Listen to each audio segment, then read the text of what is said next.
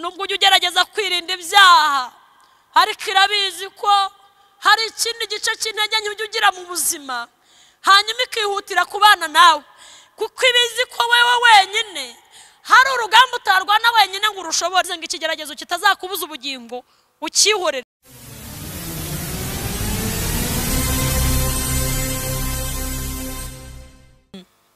Reka dusome ijambo ry'Imana twahawe riri mu gitabo cya kabiri cy'Abami igice ni cya 9 turasoma umurongo wa 7. Igitabo cya kabiri cy'Abami igice cya 9 dusome umurongo wa 7. Aravuze ngo Dawidi aramubwira ati humura kuko ntazabura kukugirira neza ku bwa so Yonatani kandi nzagusubiza imisozi yose y'inyarurembo ya sogokuruza Sawuli kandi uzajya urira ku meza yanjye iminsi yose.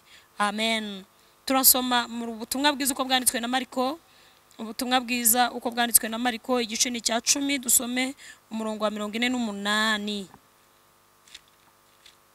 Mariko igice cya 10 dusome umurongo wa ariko twahira no kwa 46 nta kibazo. Reka dusome mu izina rya Yesu. Nuko bageriye ariko akivaniye ariko nabigishwa be n'abantu benshi asanga umwana wa Timayo witwaga Bartimayo umusezi w'impumyi yicaye iruhande rw'inzira. Yumvise ko Yesu w'i Nazareti ari wuje ahera karataka cyane ati Yesu mwene Dawidi mbabarira. Abantu benshi baramucyaha ngo ahore ariko arushaho gutaka ati mwene Dawidi mbabarira. Yesu arahagarara arababwira ati nimumuhamagare. Bahamagara impumyi barayibwira bati humura haguruka araguhamagara. Nayo itumwenda wayo irabaduka yegera Yesu. Yesu arayibaza ati urashaka ko nkugirira nte? Iyo mpumyi iramusubiza ati mwigisha ndashaka guhumuka. Amen. Hanyuma dusome mu rwandiko rwa 2 Paulo yandikiye Abikorinto. Urwandiko rwa 2 Paulo yandikiye Abikorinto igice ni cya mbere umurongo wa 3 n'uwa 4 dusimbuke dusome umurongo wa 10. Reka dusome mu izina rya Yesu. Urwandiko rwa 2 Paulo yandikiye Abikorinto igice cya mbere umurongo wa 3 wa 4 tugeze dusimbuke tugeze ku wa 10. Haravuze ngo hashimwe Imana y'umwami wacu Yesu Kristo ari nayo se niyo data wa twese w'imbabazi ni Imana nyiri humure byose iduhumuriza mu makuba yose yacu yose kugira ngo natwe tubone uko duhumuriza bari mu makuba yose tubahumurisha ihumure twahawe n'Imana. Murongo wa 10 haravuze ngo yaturokoye urupfu rukomeye rutyo nanone iracyaturokora kandi twiringira ko izakomeza kuturokora. Amen. Ngira ijambo ry'Imana tugiye kuganiraho rero muri iri joro ryo gutabaza. Hari ijambo Imana yabwiye Yeremiya mu gice cya 33 hari ibintu byinshi yibazaga. Yabonaga intambara arimo, abona makuba arimo, abona ukuntu abayuda bari kumugira ahanura kabizira.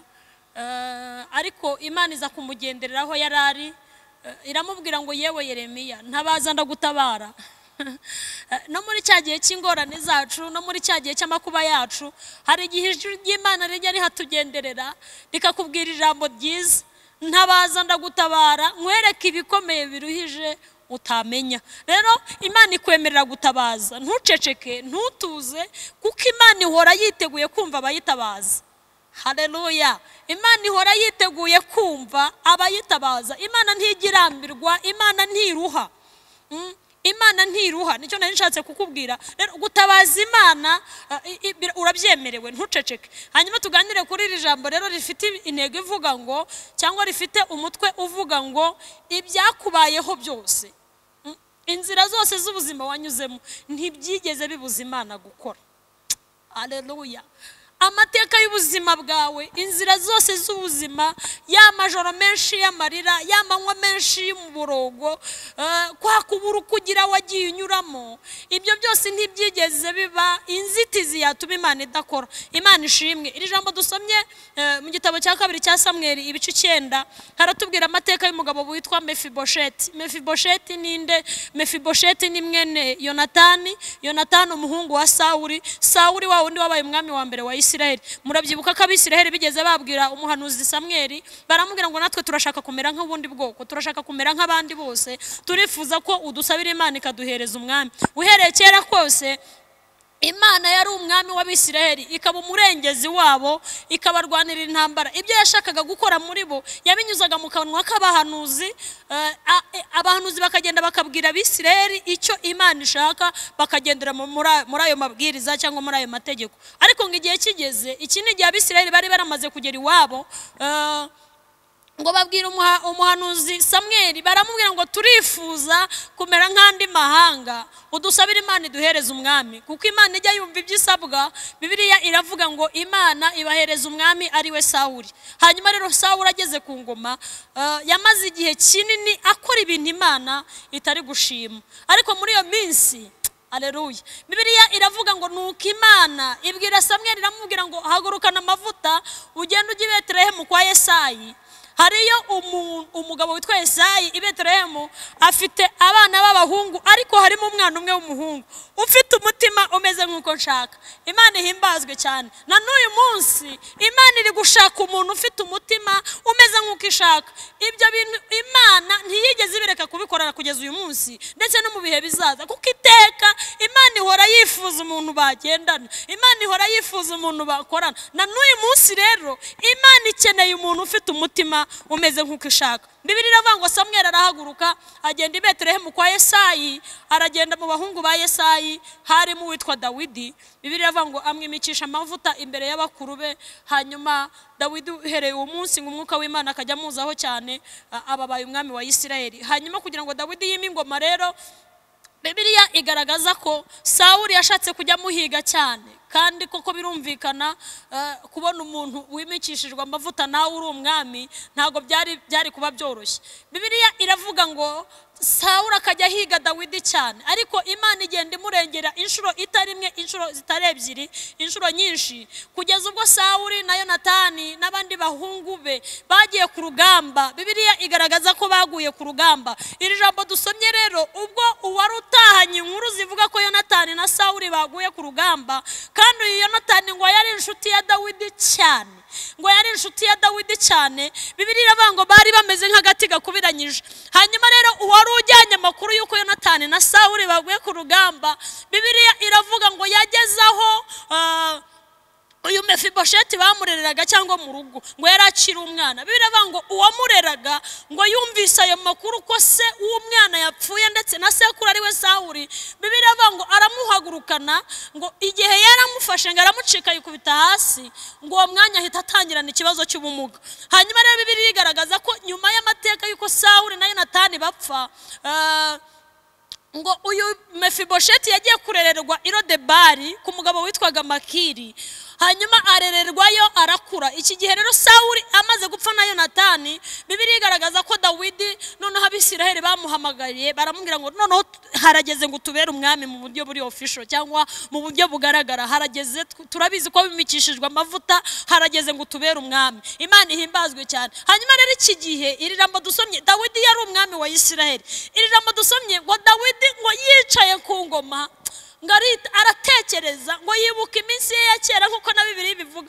Aratekereza, yibuka intambara Imana yarwananye nawe akanesha, yibuka ibya Goliyati, yibuka ukuntu Imana yamucishije kwa Kishi, yibuka ibintu byinshi. Ariko mu byo yibutse ko yabanye na Yonatani, amubera inshuti nziza. Ngaratekereza, aravuga ngo mbese hari umuntu waba warasigaye mu muryango wa Sawuli ngo mugirire neza kubwa Yonatani. Bibiliya iravuga ngo mu rugo rwe hari umugaragu we witwaga Siba, aramubwira ngo mwami, amateka nzi nsigaranye mu muryango wa Sawuli na Yonatani, hariho umwana umwe witwa Mefibosheti atuye i Lodebari kwa Makiri. Icyo akora nta buzima bwiza afite, kuko yaranamugaye, ntago nzi niba hari icyo yamara. Ariko umwami Dawidi aramubwira ngo ubwo hasigaye uwo nguwo wenyine, ikibazo nuko hari kuzaba nta wasigaye. Ubwo hasigaye uwo nguwo, ntitaye ko afite ubumuga, ntitaye ahantu aba, mfite ubushobozi bwo guhindura ubuzima bwe, nkongera nkamugarura hano mu rugo, cyangwa nkamugarura kubw'ineza ya Yonatani yangiriye. Imana ihimbazwe. Mwibuke intego y'ijambo iravuga ngo ibyakubayeho byose ntibyigeze bibuza Imana gukora. Inzira z'ubuzima zose wanyuzemo, ubuzima, inzira z'amakrosi, imisozi iterera, umuririmbyi yaravuze ngo nyura mu misozi, ngo nyura mu mataba, ngaho hose niko handushya umutima. Arabanga ariko nyansaba Uwiteka kugira ngo amfashe, ngo kandi nawe ntajya atinda kunyumva. Rero ibyo byose, izo nzira zose wagiye unyuramo, ya majoro menshi y'amarira, ya majoro menshi y'umuborogo, igihe wabonaga butari bwire, igihe wabonaga butari buke, ibyo ntibyigeze bibuza Imana gukora. Imana ihimbazwe cyane. Icyampa ukabyumva neza, ukibuka ko rwa rugendo rw'ubuzima na ya nzira ndende y'ubuzima Imana yagendanye nawe, ntiyigeze igutererana. Imana ishimwe cyane. Hanyuma Bibiliya iravuga ngo nuko Dawidi abwira Siba, aramubwira ngo mugerageze uko mushoboye, mugendero Debara aho uwo mwana ari mumunzanire. Bibiliya iravuga ngo baragenda bahamagaza Mefibosheti ngo bamuzane ibwami. Ngo bamugejeje ibwami, Mefibosheti ngabwira Dawidi, aramubwira ngo niko mwami, ntago byari binkwiriye ko ngaruka hano, ntago byari binkwiriye cyane ko nibuka ko sogokuru yakugiriye nabi, yaguhize kenshi ashaka kukwica, ntabwo byari binkwiriye kugaruka hano. Ko narinzi ko dufitiye inzika, narinzi ko ibyo ngibyo utabikora, kandi ikindi ndi n'intumbi y'imbwa, ntacyo nakumarira, nta buzima mfite. Amateka yanjye nubwo yaba yaranduye, wenda yarandujwe n'ibyo sogokuru yagukoreye, ariko nanjye ubwanjye sinihagije. Bibiliya iravuga ngo nuko Dawidi abwira Mefibosheti, aramubwira ngo yewe Mefibosheti we, humura. Iri jambo twasomye, humura, we kwiyita amazina mabi, we kwiyaturaho ibintu bidakwiriye, ibikuriho ndimo ndabireba, ariko ntibiri bumbuze gukora icyo nagambiriye, kuko nibutse neza ya Yonatani yangiriye, binteye gukora icyo ntari kwikoresha ubwanjye, ahubwo mbitewe n'ineza nibutse Yonatani yangiriye. Nanjye ndashaka kukugororera, ndashaka kukwitura. Haleluya, haleluya. Ndashaka kukwitura iyo neza ya Yonatani. Bibiliya iravuga ngo nuko Mefibosheti Dawidi aramubwira ngo uhereye none uzajya usangira nanjye ku meza. Imana ishimwe. Ifunguro nzaryaho nibyo nawe uzaryaho, ibyo nzanywa nibyo nawe uzanywa. Kandi ikindi cya kabiri, nzagusubiza imisozi yose y'inyarurembo, nzagusubiza amagara yawe mazima, uzongera usubirana amagara yawe mazima. Imana ishimwe cyane. Ntitaye kuko umeze, ntitaye aho uvuye, kuko mfite ubushobozi bwo guhindura ubuzima bwawe. Dawidi nk'umwami yari afite ubushobozi bwo guhindura ubuzima bwa Mefibosheti uwo mwanya, kandi byarakunze. Bibiliya iravuga ngo nuko Dawidi amuhesha ubushobozi bwo gusubirana imisozi y'iwabo, kandi ngo akajya asangira nawe iteka ryose. Imana ihimbazwe cyane. Ibyakubayeho byose ntibyigeze bibuza Imana gukora. Ubuzima bwa Mefibosheti bwari gutuma Dawidi atongera kumwemera, Dawidi atongera kandi unakurikije amateka y'ubuzima yanyuzemo, nuko bagiye bamugirira n'abo mu muryango wa Sawuli, Dawidi yari kubigiramo inzika, ariko aratekereza aravuga ngo hari umuntu wangiriye umumaro, uwitwa Yonatani. Nshobora gukora ikintu kimwe ku bwa Yonatani. Imana ihimbazwe cyane. Hanyuma ubwo Dawidi yatekereje gutyo, Imana yo mu ijuru izabura ite gutekereza ku ntore zayo zitakira ku manywa na nijoro. Niko Yesu yaganiriye n'abigishwa be, ngabaha umugani w'umugore umwe w'umupfakazi, ngo yajyaga ahora ajya ku rugo rw'umukire cyangwa urw'umucamanza, ngo akamwinginga buri munsi, akamubwira ngo ndengera, mfite ikibazo ndengera. Umunsi wa mbere bikanga, uwa kabiri bikanga, ngo ariko ku munsi wa nyuma ngo umucamanza abonye ko uyu mugore ahora amutitiriza, ngo aravanga pu, ngo ubwo ntubaha Imana nkaba ntubaha n'abantu, ariko nibura reka ngirire neza uyu muntu ujya uhora mu rugo rwanjye. Yo, Imana ishimwe cyane. Reka ngirire neza uyu muntu uhora mu rugo rwanjye. Bibiliya iravuga ngo nuko Yesu abwira abigishwa be, arababwira ngo mbese ubwo uwo mucamanza utubaha Imana ntiyubahe n'abantu? Yabashije kumva ikibazo uyu mugore afite. Imana iri mu ijuru yo izabura ite kurengera intore zayo zitakira ku manywa na nijoro. Imana ishimwe cyane. Rero ubuzima bwose wanyuzemo, amateka y'ubuzima yose wanyuzemo, ntago byigeze biba inzitizi yo gukora. Wapfakaye uri muto, wenda wabuze ababyeyi ukiri mutoya, wenda birashoboka ko utanabazi, wenda wabuze n'akazi ariko Imana ntiyakwimye ibyo kurya no kwambara, wenda n'urugo rwaranze, wenda n'amashuri byaranze, wenda uranahinga ntiweze, cyangwa waneza ntumenye aho biciye, cyangwa se mu kazi ntibimeze neza, ariko izo nzira zose wenda waranashatse ntiwabyara. Mbese ubuzima burimo amazigzage menshi, burimo ibintu byinshi bishaririye, ntibyigeze biba impamvu ituma Imana idakora. Imana ishimwe cyane. Hana ajya gusenga ishiro ku munsi we wa nyuma, umutambyi Eli ngo yaramwitegereje, aramaze ngo ni kwa mugore we, niki cyatumye uza mu nzu y'Imana wasinze? Ariko Hana kubera umubabaro yari afite, abwira umutambyi Eli, aramubwira ngo ntago ngewe ndi umukobwa w'umupfu. Iri jambo Hana yavuze ndarikunda cyane. Yaravuze ngo ntago ndi umukobwa w'umupfu byatuma nsuzugura inzu y'Imana nkaza imbere y'Imana nasinze, ahubwo umubabaro undi mu mutima niwe uri kuntera gusenga gutya. Bibiliya iravuga ngo nuko umutambyi Eli aramubwira ngo ngaho itahire, Uwiteka guha ibyo wamusabye. Ngo nuko iryo joro Imana ihira Hana, imuha gusama inda y'umwana w'umuhungu. Reka mbabwire, inzira ndende y'ubuzima, sinzi impamvu iri jambo riri kungarukamo, inzira ndende y'ubuzima wagiye inyuramo. Komana Imana ishimwe. Hita utekereza bwa buzima wanyuzemo, hita utekereza ya mashyamba wirukagamo, hita utekereza utagira aho uryama, hita utekereza, ariko Mana hita utekereza ntabyo kurya ufite, ku munsi wa mbere uraburara, ku wa kabiri Imana irakugaburira. Hita utekereza abantu baragutaye, Imana ikubera umubyeyi. Hari ijambo Yesaya yavuze, yaravuze ngo nubwo Aburahamu atatuzi, yavuga ku banyamahanga, ngo nubwo Aburahamu atatuzi, Isiraheli ikaba itatwemera, harabanga ariko Imana yo ni data wa twese. Haleluya. Imana yakubereye so, Imana yakubereye umubyeyi. Ibyakubayeho byose ntibyigeze bibuza Imana gukora. Ni igitangaza kubona umuntu w'imfubyi utagira shinge na rugero Imana imukorera ubukwe. Ni igitangaza kubona umuntu nk'uriya wari ufite ubuzima budafite ishusho, uyu munsi nibura afite ibyo yafashisha abandi. Ibyakubayeho byose ntibyigeze bibuza Imana gukora. Hanyuma iri jambo twasomye muri Mariko yavuze ngo Baritimayo yahoraga yicaye ku nzira, ngari ku munsi umwe yicara ku nzira aho Yesu ari bunyuri. Ngo nuko Yesu amanutse agiye Yeriko ari kumwe n'abantu benshi, ngo ari kumwe n'abigishwa be. Bibiliya ivuze abantu benshi ni abantu batabasha kubarika, ko niba hari aho bavuze ngo yahagije abantu 5,000 utabariyemo abagore n'abana, ubwo nabo bari benshi. Ariko hano Bibiliya iravuze ngo amanukana n'abantu benshi.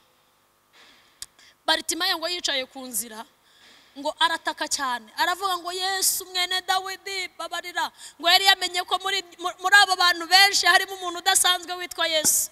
Aravuga ngo ndaje nkwita izina ryiza, Yesu mwene Dawidi mbabarira. Bibiliya iravuga ngo nuko Yesu yumvise ko hari umuntu uri kumuhamagara, ngo abaza abigishwa, aravuga ngo hari umuntu numvise uri kumuhamagara, ndi kumwe n'abantu benshi kandi namwe turi kumwe, ariko hari irindi jwi numvise ry'umuntu uri kumuhamagara. Abigishwa baravuga ariko Yesu, hano hari abantu benshi bagukeneye.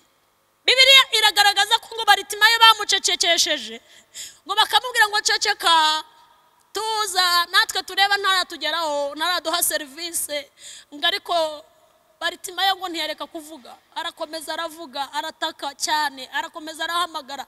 Bibiliya iravuga ngo Yesu akomeza kumva ijwi rya Baritimayo, ngo bagezaho arababwira ngo nimugende mumunzanire namwumvise, nimugende mumunzanire namwumvise. Bibiliya iravuga ngo nuko babandi bamucecekeshaga, uzi ukuntu bamubwiye bamugezeho, baramubwiye ngo ihorere ngicecekere, ngo ni Yesu uguhamagara, ngo humura. Umva we, ni wo uguhamagara, humura. Bibiliya iravuga ngo baramurandata bamugezaho Yesu ari. Service bari bakwiye gutanga niyo ngiyo, kandi nibongeye kuyitanga. Yo baramujyana bamugezaho Yesu ari. Bibiliya iravuga ngo nukaganira na Yesu Baritimayo, Yesu aramubaza ngo niko Baritimayo we wamamagariraga iki, urashaka iki? Ngo Baritimayo aramubwira ngo mwigisha ndashaka guhumuka.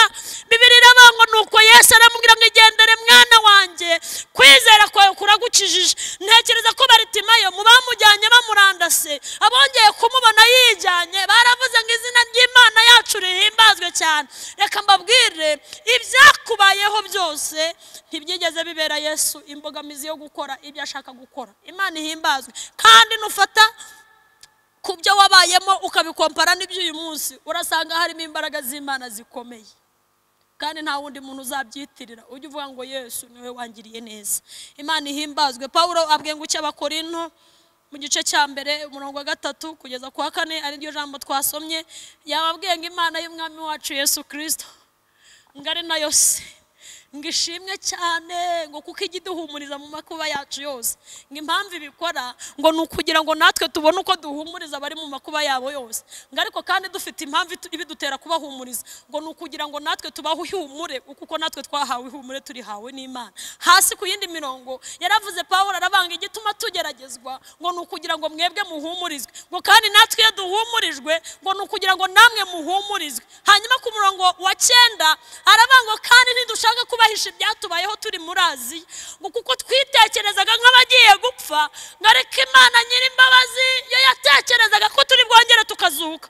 Aravuga ngo iyo turakoye urupfu rukomeye rutyo ku murongo wa 10 iyo turakoye urupfu rukomeye rutyo na n'uyu munsi iracyaturokora ngo kandi ako kazi izakomeza no kuturokora n'ubundi. Imana ihimbazwe. Kubera iki? Imana irashaka gutanga ihumure ngo kugira ngo nawe uhumurize abari mu makuba yabo yose. Imana ihimbazwe. Nizihe mpamvu zishobora gutuma Imana itagira reka n'ubundi ntigira icyayibuza gukora kuko irihagije. Ahubwo nizihe mpamvu zishobora gutera Imana? Mu mpamvu nyinshi nizihe mpamvu nkeya zishobora gutera Imana gutabara umukiranutsi cyangwa gutabara umuntu wayo. Impamvu ya mbere ikomeye nuko iyo yibutse ko ari we muremyi wawe biyitera imbaraga zo gukora. Imana ishimwe. Imana ivuganye na Yakobo muri Yesaya 43 umurongo wa 1. Imana iravuze ngo yewe Yakobo ni njyewe muremyi wawe witinya. Haleluya. Witinya ni njye muremyi wawe. Israeli we ni njye wakuremye ni njye wagutoranije ndi umuremyi wawe. Nuca mu mazi menshi nzaba ndi kumwe nawe. Nuca mu umuriro ntuzagutembana n'ibinimi byawe ntibizagufata. Imana ishimwe. Iyo Imana yibutse ko ari yo muremyi wawe biyitera imbaraga nubwo n'ubundi imbaraga zifite ariko biyitera imbaraga zo gutabara umukiranutsi. Imana ishimwe cyane. Icya kabiri cyitera gukora nuko ibizi neza ko ariyo murinzi w'ubugingo bwacu. Haleluya. Muri byaravuze ngo Imana niyo ikurinda ibibi byose iteka. Imana niyo irinda ubugingo bwawe neza.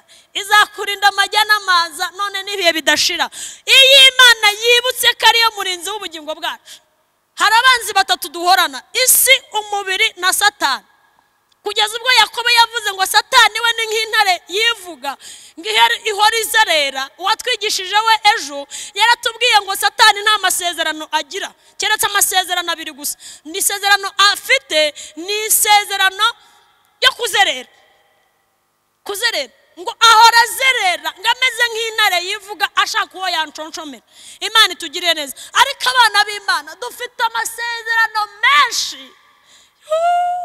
Dufite ibyavuzwe n'umwami Imana byinshi kugeza ubwo Paulo yandikiye Abaroma arababwira ngo mbese Abayuda barusha iki abandi? Haravuga ngo babarusha muri byose ngo ariko hari ikintu kimwe bafite gikomeye ngo bagendana ibyavuzwe n'umwami Imana. Bene ibyo ngibyo bitera Imana gutabara umukiranutsi. Ibyavuzwe n'umwami Imana agaciro si Joselyne, agaciro ni iby'Imana yavuze kuri Joselyne. Ibyo bitera Imana gukora, ibyo bitera Imana kurinda.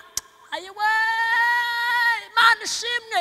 Ibyo bitera Imana gutanga ingabo nyinshi zigapfa ku bwanjye. Imana ihimba. Iby'Imana yavuze kuri wowe nibyo bituma ikurinda. Ibuka Yosefu ngo bene se bamushyize mu rwobo ubwo bamubonaga aje abagemuriye ngo ise yaramutumye aramubwira ngo ihute ujye kureba bene so ubashyira ibyo kurya no kunywa. Ariko ngo yaramaze iminsi arota hakajya babwira ngo nabonye turi mu murima duhambira imiba ngiye kubona mbona imiba yanyu yikubise imbere y'umuba wanjye. Harongera arabwira ati kandi nongeye kurota mbona izuba n'ukwezi n'inyenyeri binyikubita imbere. Nka se w'umwana yari akwiye kumusobanurira inzozi yarose. Haramubwira ngo nkubwire mwana wanjye icyo bivuze. Biravuze ngo njyewe na mama wawe na bene so bose hariho umunsi umwe tuzakwikubita imbere tukavuga ngo ni wowe mutware wacu. Ibyo bene se birababaza cyane ubwo yarabagemuriye baravuga ngo nguriya karosa araje nguriya karosa araje kakandi kiyemera karahageze Bibiliya iravuga ngo nuko baramufata ngo baburizemo icyo Imana yavuze ku buzima bwe ngo bamujugunya mu rwobo ariko bari babanje kujya inama yo kumwica birabananira ngo bafata umwana w'ihene muzo bari baragiye ngo bariyo bica ngo bamwambura yakanze isi yari yaramudodeshereje nziza ngo bayinika mu maraso y'iyo hene ngo nuko bamujugunya mu rwobo ngo babonye ko bidahagije ngo baravuga ngo ntago twabishobora gusiga umwana mu rwobo uwitwa Rawuberi aravuga ngo nimumukuremo tumugurishe ni Yuda wabagiriye inama aravuga ngo nimumugurishe n'abari abagabo b'Abishimayeli bazamugenza uko bashaka bazamukorera ibyo bashaka ariko atatuguye mu maso ngo nuko bagurisha Yosefu nk'uko uko yagiye muri Egiputa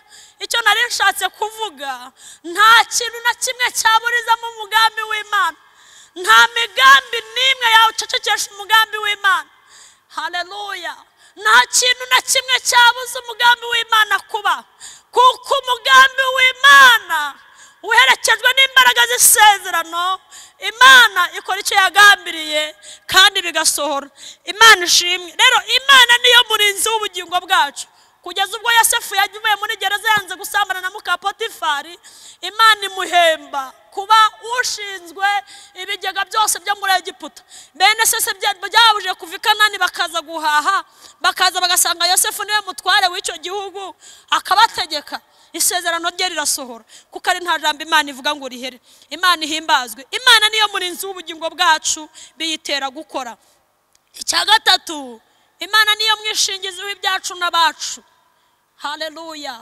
haleluya haleluya haleluya Imana niyo mwishingizi w'ibyacu n'abacu wera himbazwe cyane Imana niyo yishingiye ibyawe utagira ngo nuko uzi kubirinda cyane oya utagira ngo washyizemo ubwenge bwinshi kugira ngo ubigereho oya utazagira ngo nuko wize amafaranga menshi bikaba bishyigikirwa nane amashuri menshi bikaba bishyigikirwa na diplome zawe oya utagira ngo nuko wagiye wizeye kuzabyara gusa ukagira ngo Imana izanarera oya Imana niyo mwishingizi w'ibyawe n'abawe Imana ihimbazwe cyane ibyo biyitera gukora rero bigatuma Imana ihabwa icyubahiro impamvu ya kane itera Imana gukora niyo yonyine izaho yakora ukishima sinzi aka kantu karamfashije cyane Imana niyo izi icyo yakora ukanezerwa ayo Imana ihimbazwe Imana niyo izi igice cy'amarangamutima yawe Imana niyo izi uburemere bw'umubabaro wawe umva ukuntu Yobu yabwiye umugore we yaramubwiye ngo umugore wanjye ndi kubibona ko ubabajwe nuko ndwaye ariko tuza izi nzira nyuramo anabwira abagabo ba Elifazi arabwira ngo mwe kundenganya munyita umunyabyaha mu kubaka kw'Imana ni hava ibyiza hashoboka ko havamo n'ibibi hanyuma mwe kugira ngo naraguye mfite ubwinshi bw'ibyaha ahubwo Imana yo izi aho yakora nkishima aravuga ngo izi nzira nyuramo nimara kungerageza izankuramo meze nk'Haleluya aravuga ngo kandi kubw'iyo mpamvu nzakomeza mbinyangamugayo sinziyambura kuba inyangamugayo gukiranuka kwanjye ndagukomeje kugeza ubwo nzapfa aravuga ngo kandi nimara no gupfa nyuma yaho ndi kubonayo ubundi buzima aravuga ngo uruhu rwanjye nirumara kubora nzareba Imana yanjye mfite undi mubiri mushya imva mbabwire ngo Imana yumvise ayo magambo yo bavuze mu gice cya 42 ngira mwundamura Imana ishimwe ngo yaramaze kuvuga ngo nzi yuko ushobora byose kandi nta kibasha kurogoya imigambi yawe ngo Imana imushumbusha abana yari yarabuze ngo ibaha ubwiza buruta bwa mbere imuha n'amatungo menshi ngo ibikuba kabiri ngo kuko Imana ikora niyo izi igice cy'amarangamutima yawe yakora mukanezerwa Imana ihimbazwe cyane cya gatanu gitera Imana gukora niyo izi kurwana intambara zacu neza cyangwa Imana niyo izi kurwana intambara zawe neza Zaburi yaravuze ngo kubwo kunyagwa k'umunyamibabaro no kubwo gusuhuza umutima k'umukene. None aha ndahagurutse ni kuwiteka avuga, ndashyira mu mahoro uwo bacurira ingoni. Imana ivugana na Zerubabeli, yaramubwiye ngo Zerubabeli we, witinya kugenda kuko ibiri imbere yawe nk'umusozi namaze kuvugana nabyo. Imana yari imaze kuvugana n'imisozi iri imbere ya Zerubabeli, irayibwira ngo mbese mwa misozi mwe mwiyita iki imbere y'umugaragu wanjye Zerubabeli ko muzika? Hanyuma Zerubabeli umugaragu wanjye agatambuka yishimye. Imana niyo izi kurwana intambara zacu neza. Haleluya.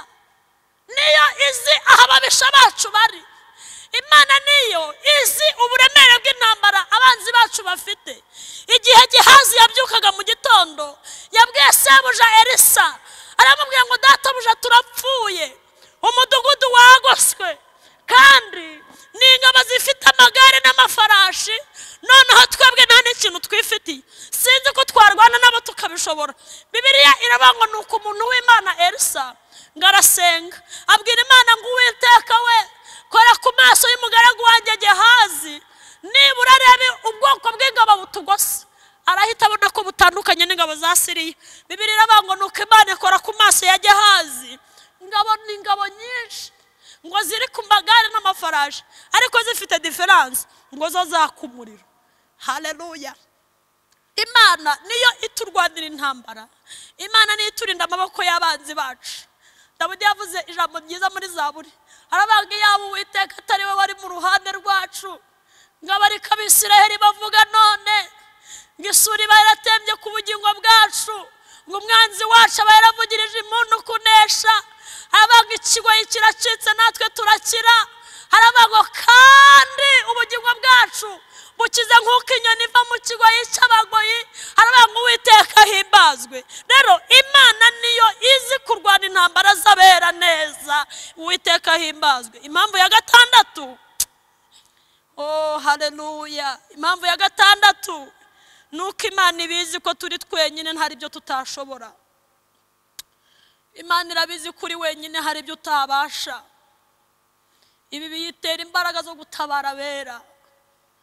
Ubwo umwami Nebukadinezari yacaga iteka avuga ko umuntu wese utari busenga ikigirwamana yakoze mu kibaya cyitwa Dura, ngo abasore batatu babwiye umwami bati oya, iyi Mana nubwo yadukiza cyangwa ntidukize, ntibishoboka ko twakubarara ikigirwamana wakoze. Ngo Imana ihita ishaka ubundi butabazi bwihuse, kuko yabonaga ko iherezo ry'aba basore ritari ry'umuriro, ngo yohereza marayika bayaza mu muriro. Ariko Nebukadinezari we amubona, ngo yamubonye afite ishusho y'umwana w'Imana. Ngo nuko Imana yohereza ubutabazi mu muriro. Imana irabizi ko nubwo ujya ugerageza guhamya, nubwo ujya ugerageza gukiranuka, nubwo ujya ugerageza kwirinda ibyaha, ariko irabizi ko hari ikindi gice cy'intege nke ujya ugira mu buzima, hanyuma ikihutira kubana nawe, kuko ibizi ko wewe wenyine hari urugamba utarwana wenyine ngo urushobore. Erega ntiwihagije. Niyo mpamvu Imana ijya yemera gutanga inkunga, igatanga inkunga y'imbaraga. Pawulo yavuze ijambo rikomeye, aravuga Imana ishimwe kuko ari yo ihora iturangaje imbere, ikaduha kunesha muri Kristo Yesu, kuko ibizi ko tutari muri we hari ibyo tutashobora. Imana ishimwe. Impamvu ya karindwi itera Imana gutabara abera, nuko ariyo izi ibyatugirira umumaro. Ni Imana izi ibyatugirira umumaro kandi bizarama. Imana ihimbazwe cyane. Imana niyo yonyine izi ibyakugirira umumaro. Umuntu umwe ejobundi yaransekeje, yambwiye akantu ndumirwa, navase ko ku Mana yanjye ibi ni biki. Umuntu umwe yarambwiye hariho umuntu wagiye gusengera urugo, we yari umukobwa, ngajya gusengera urugo, hanyuma abwira Imana ati Imana mfite umuntu uri kunyereka kankunda kandi nanjye numva nkumukunda. Ngo nuko Imana iramubwira ngo yewe icecekere, uriya muhungu yarananiye, nanjye nzamuhuza n'umusore wananiye n'umukobwa wananiye. Abwira Imana ati ibyo ni ibiki Imana, ko ajya anyereka ko ari umukristo akanyereka ko akijijwe. Imana iramubwira ngo oya, ibyo nibyo yerekana imbere y'abantu, ariko imbere yanjye hari ibindi mbona. None rero tuza, nzaguha ibyakugirira umumaro kandi bizaguhesha amahoro. Reka mbabwire ijambo icyo nari nishatse kuvuga. Okay, birashoboka ko Imana yanaguhuza nawe kugira ngo umuhindure, nabyo birashoboka. unamusengere umwingingire biterwa n'impamvu z'Imana ashobora kuba yarananiranye mu buryo busanzwe ariko mugahura kugira ngo uzamugirire umumaro ariko umva ikintu Imana yabwiye umukobwa Imana yambwiye uhumura wowe wihangananye nanjye nzaguha wihanganye butuje wenda ndacyari muri process zo kumuhindura ariko butuje rero bimwe mu bintu Imana igirira abera igirira abakiranutsi nuko Imana iduhitiramo ibyatugirira umumaro kandi bitari iby'umumaro wa none gusa ahubwo by'igihe kirekire kubera ko Imana ariko Mana umuririmbyi yaravuze ngo niyizi intege nke zacu ngo niyizi imiterere yacu rero Imana niyiguhitiramo ibyakugirira umumaro bitari none gusa ndetse n'igihe kizaza ibyo bitera Imana gukora rero Imana ihimbazwe ikindi itera Imana gukora cyane nuko dufite ubuzima muri Kristo Yesu kandi uhereye kera kose Imana yakoze projet cyangwa yakoze umushinga wo kugira ngo duhabwe ubugingo muri Kristo Yesu Imana ihimbazwe cyane iki kintu gituma Imana itabara bera dufite ubugingo muri Kristo Yesu haleluya Paulo yaravuze ngo dufite ubutunzi bukomeye mu nzabya z'ibumba ngo kandi ubwo butunzi ni amasezerano ariko isezerano ririmo rikomeye tubitse ubugingo bwa Kristo mu mibiri yacu tubitse ubugingo bwa Kristo mu mibereho yacu tubitse ubugingo bwa Kristo mu buzima bwacu ubwo bugingo turabugendana Paulo yaravuze ngo uhereye none ntihakagire uwundushye ngo kuko mfite inkovu za Kristo muri njyewe haleluya uhereye none ntihakagire uwundushye rero ibi bintu bituma Imana itabara abera cyane iyo Imana yibutse ko yatanze Yesu ku bwacu haleluya Yesu niwe wavuze ngo n'amarembo y'ikuzimu ntazigera anyeganyeza itorero ngo arishobore rero Imana ihora yiteguye Imana ihora ihari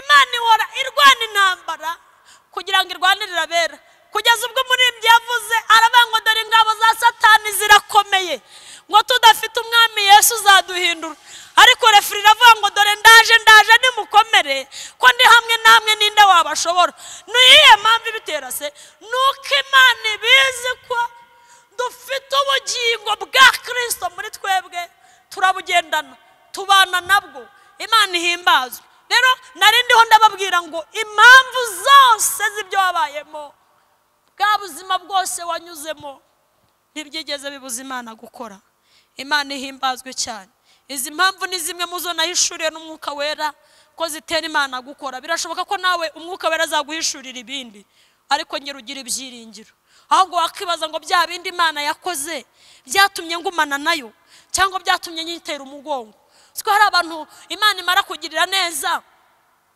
ntibagume muri uwo murongo hari umuntu umwe wigeze yatwigisha aratubwira ngo ibyavuye mu mavi ujye ubirindisha amavi ibyo wabonye wasenze ujye ubirindisha amasengesho se muranyumvise narimvuze ngo ibyo wabonye wasenze ujye ubirindisha amasengesho Imana ihimbazwe cyane rero iby'Imana yaguhaye nubwo wanyuze muri za nzira zikomeye kwa kundi byatumye ugira imbaraga zo gukomeza cyangwa byatumye ugira imbaraga zigusubiza inyuma Imana usa n'uyiteye umugongo Salomo amaze kuba umwami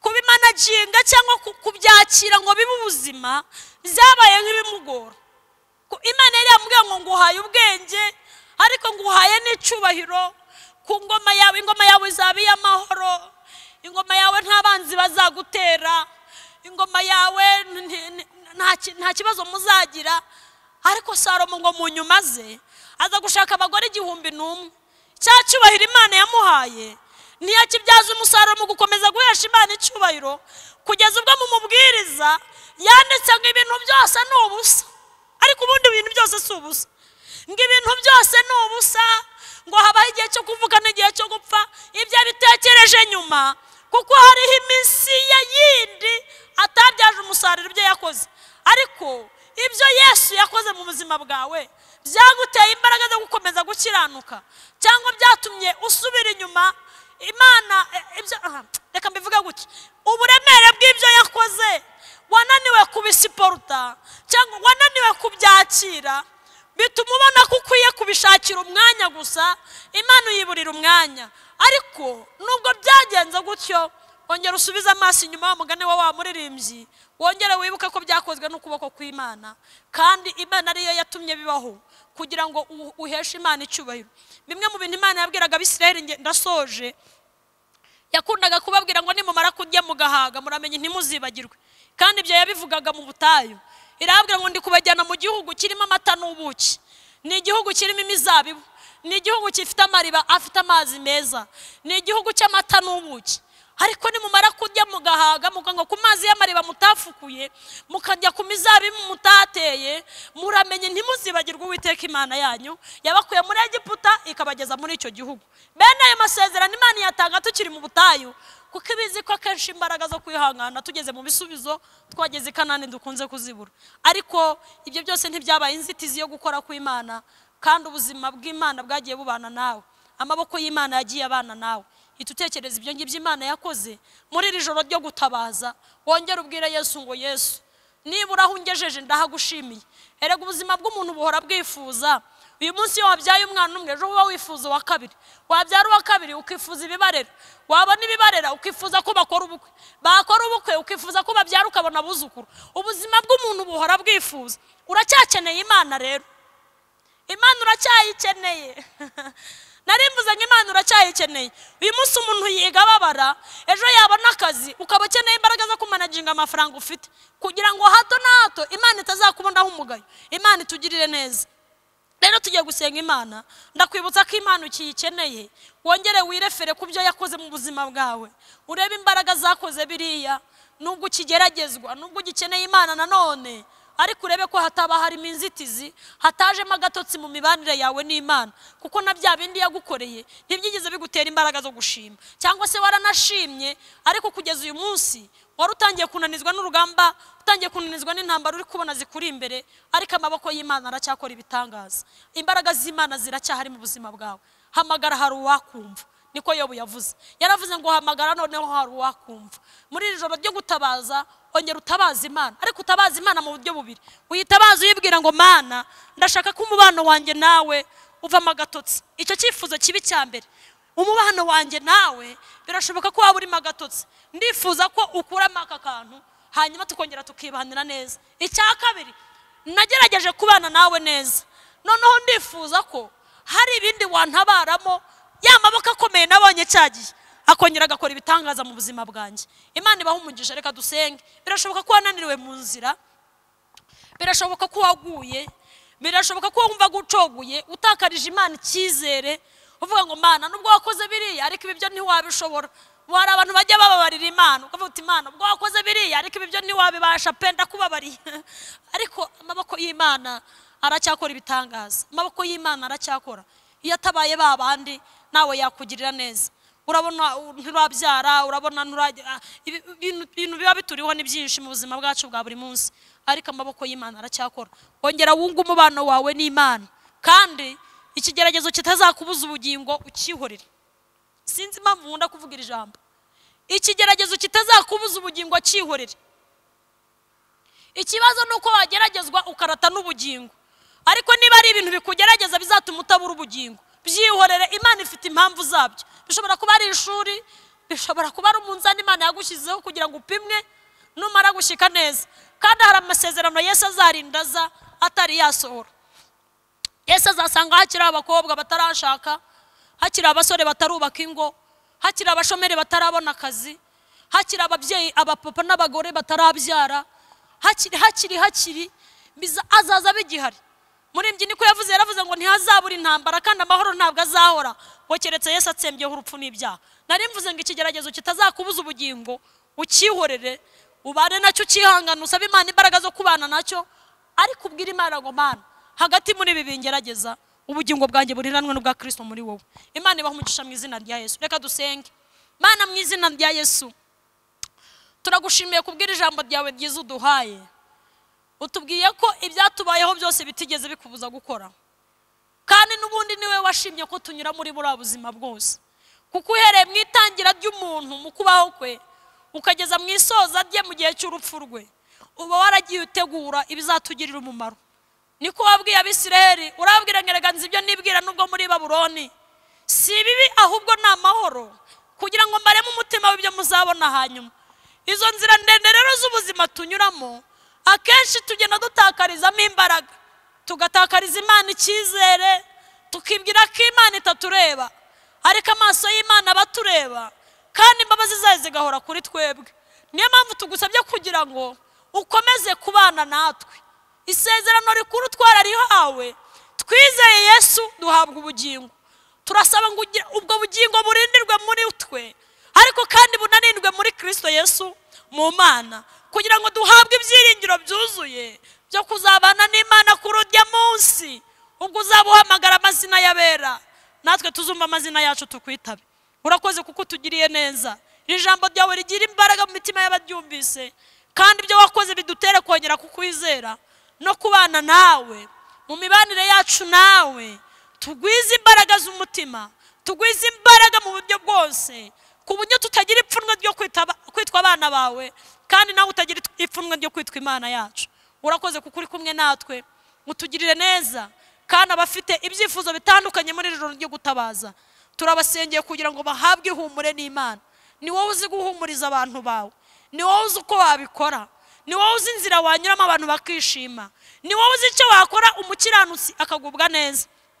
Haleluya. Kandi ni nawe uzi icyo wakora umunyabyaha akihana agahishurirwa Kristo. Ni nawe uzi icyo wakora uwari umaze kugwa n'uwari umaze gucogora agasubizwamo imbaraga ku bwa Kristo. Kuko Yesaya yarahanuye aravuga ngo niho intege abarambiwe kandi umuntu utibashije ikamwongeramo imbaraga.